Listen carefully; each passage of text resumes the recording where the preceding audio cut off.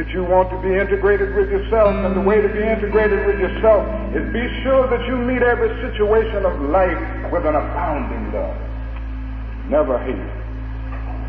Because it ends up in tragic, neurotic responses. Psychologists and psychiatrists are telling us today that the more we hate, the more we develop guilt feelings, and we begin to subconsciously repress or consciously suppress certain emotions, and they all stack up in our subconscious selves and make for tragic neurotic responses. And may this not be the neuroses of many individuals as they confront life, that is an element of hate there. Modern psychology is calling on us now to love. And long before modern psychology came into being, the world's greatest psychologist who walked around the hills of Galilee told us to love. He looked at men and said, love your enemies, don't hate anybody. It's not enough just to hate your friends, because to love your friends, but because when you start hating anybody, it destroys the very center of your creative response to life and the universe. So love everybody. Hate at any point is a cancer that gnaws away the very vital center of your life and your existence. It is like corroding acid that eats away the best and the objective center of your life. So Jesus says love, because hate destroys the hater as well as the hated. Now that is the final reason I think that Jesus says love your enemies. It is this, that love has within it a redemptive power. And that is a power there that eventually transforms individuals. That's why Jesus says love your enemies. Because if you hate your enemies, you have no way to redeem and to transform your enemies. But if you love your enemies, you will discover that at the very root of love is the power of redemption. You just keep loving people and keep loving them, even though they're mistreating you. Here's a person who is a neighbor, and this person is doing something wrong to you, and all of that. Just keep being friendly to that person. Keep loving them. Don't do anything to embarrass them. Just keep loving them, and they can't stand it too long. Oh, they react in many ways in the beginning. They react with bitterness because they're mad because you love them like that. They react with guilt feelings, and sometimes they'll hate you a little more at that transition period, but just keep loving them. And by the power of your love, they will break down under the load. That's love, you see. It is redemptive. This is why Jesus says love. There's something about love that builds up. And it's creative. There is something about hate that tears down and is destructive. So love your enemies.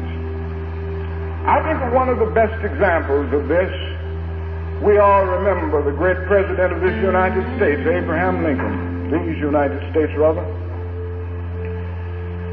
You remember when Abraham Lincoln was running for president of the United States, there was a man who ran all around the country talking about Lincoln. He said a lot of bad things about Lincoln, a lot of unkind things. And sometimes he would get to the point that he would even talk about his looks, saying, you don't want a tall, lanky, ignorant man like this as the president of the United States. He went on and on and on and went around with that type of attitude and wrote about it. Finally, one day, Abraham Lincoln was elected president of the United States. And if you read the great biography of Lincoln, if you read the great works about him, you will discover that as every president comes to the point, he came to the point of having to choose a cabinet. And then came the time for him to choose a Secretary of War. He looked across the nation and decided to choose a man by the name of Mr. Stanton. And when Abraham Lincoln stood around his advisors and mentioned this fact, they said to him, Mr. Lincoln, are you a fool? You know what Mr. Stanton has been saying about you? Do you know what he has done, tried to do to you? Do you know that he has tried to defeat you on every hand? Do you know that, Mr. Lincoln? Did you read all of those derogatory statements that he made about you? Abraham Lincoln stood before the advisors around him and said, "Oh yes, I know about it, I read about it, I've heard it myself. After looking over the country, I find that he is the best man for the job." Mr. Stanton did become Secretary of War, and a few months later, Abraham Lincoln was assassinated. If you go to Washington, you will discover that one of the greatest statements ever made about Abraham Lincoln was made about this man, Stanton. As Abraham Lincoln came to the end of his life, Stanton stood up and said, "Now he belongs to the ages." He made a beautiful statement concerning the character and the stature of this man. If Abraham Lincoln had hated Stanton, if Abraham Lincoln had answered everything Stanton said, Abraham Lincoln would have not transformed and redeemed Stanton. Stanton would have gone to his grave hating Lincoln, and Lincoln would have gone to his grave hating Stanton. But through the power of love, Abraham Lincoln was able to redeem Stanton. That's it. That is a power in love that our world has not discovered yet. Jesus discovered it centuries ago. Mahatma Gandhi of India discovered it a few years ago, but most men and most women never discover it. They believe in hitting for hitting. They believe in an eye for an eye and a tooth for a tooth. They believe in hating for hating. But Jesus comes to us and says, this isn't the way. Though this morning, as I think of the fact that our world is in transition now, our whole world is facing a revolution. Our nation is facing a revolution. Our nation. One of the things that concerns me most is that in the midst of the revolution of the world, in the midst of the revolution of this nation, that we will discover the meaning of Jesus' words. History, unfortunately, leaves some people oppressed and some people oppressors. And there are three ways that individuals who are oppressed can deal with their oppression. One of them is to rise up against their oppressors with physical violence and corroding hatred. Oh, this isn't the way. For the danger and the weakness of this method is its futility. Violence creates many more social problems than it solves. God said in so many instances that as the Negro in particular and colored peoples all over the world struggle for freedom, if they succumb to the temptation of using violence in that struggle, unborn generations will be the recipients of a long and desolate night of bitterness.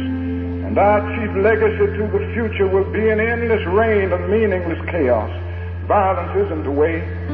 Another way is to acquiesce and to give in, to resign yourself to the oppression. Some people do that. They discover the difficulties of the wilderness moving into the promised land, and they would rather go back to the flesh pots of Egypt because it's difficult to get into promised land, and so they resign themselves to the fate of oppression. They somehow acquiesce to this thing. But that too isn't the way, because non-cooperation with evil is as much a moral obligation as is cooperation with good. That is another way.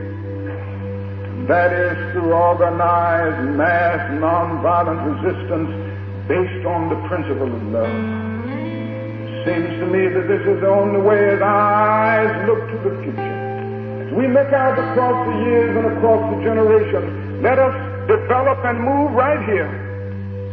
We must discover the power of love, the power, the redemptive power of love.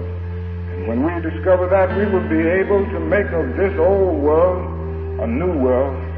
We will be able to make men better. Love is the only way.